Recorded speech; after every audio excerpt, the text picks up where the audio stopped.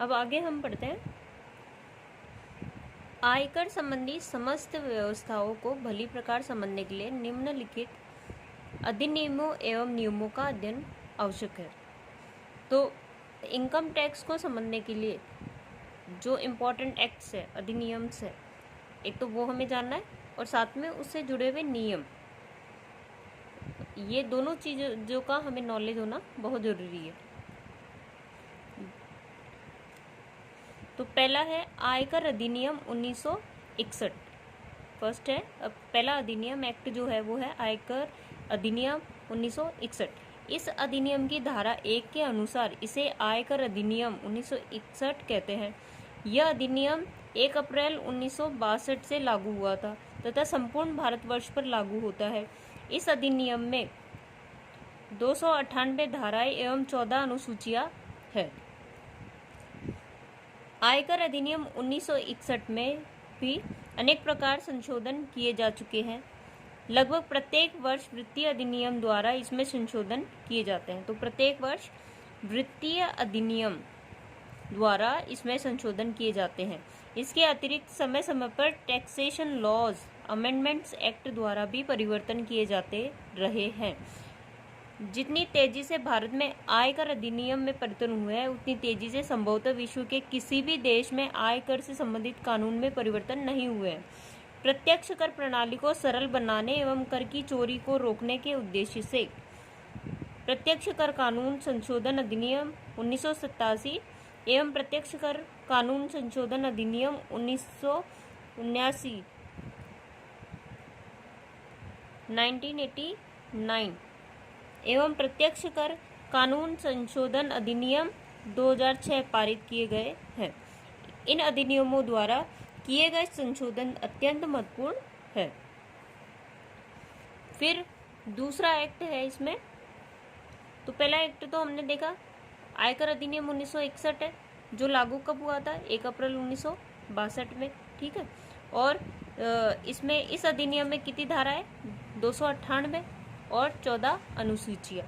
और उसमें समय समय पर वित्तीय अधिनियम द्वारा और टैक्सेशन लॉज अमेंडमेंट एक्ट द्वारा इन टाइम पर अमेंडमेंट हुए हैं, संशोधन हुए हैं।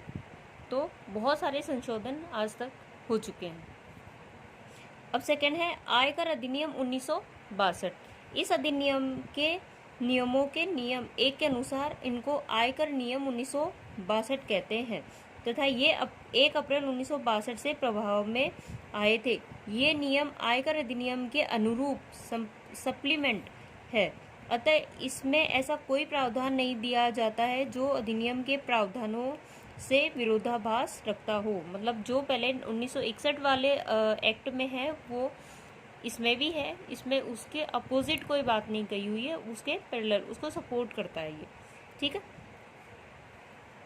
इन नियमों में आयकर अधिनियम में दिए गए प्रावधानों की कार्यविधि एवं क्रियान्वयन के संबंध में विस्तृत नियमों विभिन्न फॉर्मों प्रपत्र आदि का वर्णन किया गया है। मतलब जो चीज़ उसमें डिटेल में नहीं है वो इसमें और डिटेल में दी गई है।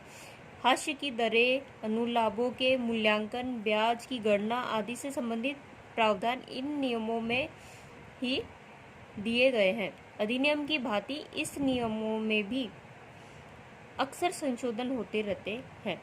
तो ये बेसिक है। फिर ये उससे अपर वर्जन जिसमें और इन डिटेल दे रखा है और इसमें भी अमेंडमेंट्स समय समय पर किए गए हैं। अब है वित्तीय अधिनियम वार्षिक। तो आयकर अधिनियम 1961 में आयकरों की दरों का उल्लेख नहीं है, अतः सरकार प्रतिवर्ष वित्तीय अधिनियम में उन दरों की घोषणा करती है। सरकार प्रतिवर्ष वित्तीय अधिनियम में उन दरों की घोषणा करती है। रेट फिक्स नहीं है, हर साल बदलती है।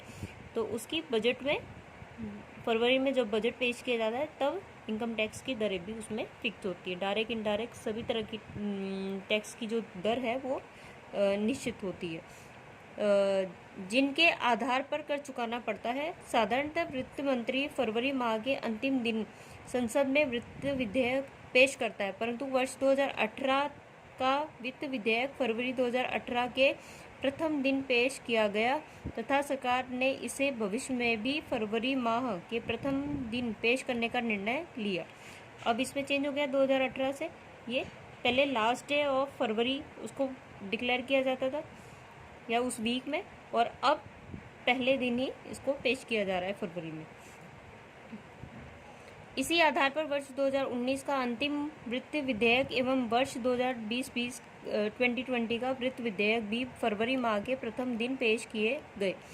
यदि किसी वर्ष वित्त अधिनियम निर्धारित समय पर पारित नहीं हो पाए तो पिछले वर्ष की दरें तथा वित्त बिल की प्रस्तावित दरें जो करदाता के पक्ष में हो कर निर्धारण के लिए लागू होती है। तो अगर टाइम पे बिल पेश नहीं हो रहा है तो ऑब्वियस है कि पिछली जो चली आ रही है वही उस पर लागू होगी, या जो करदाता के पक्ष में हो वो रेट लागू होगी उस पर।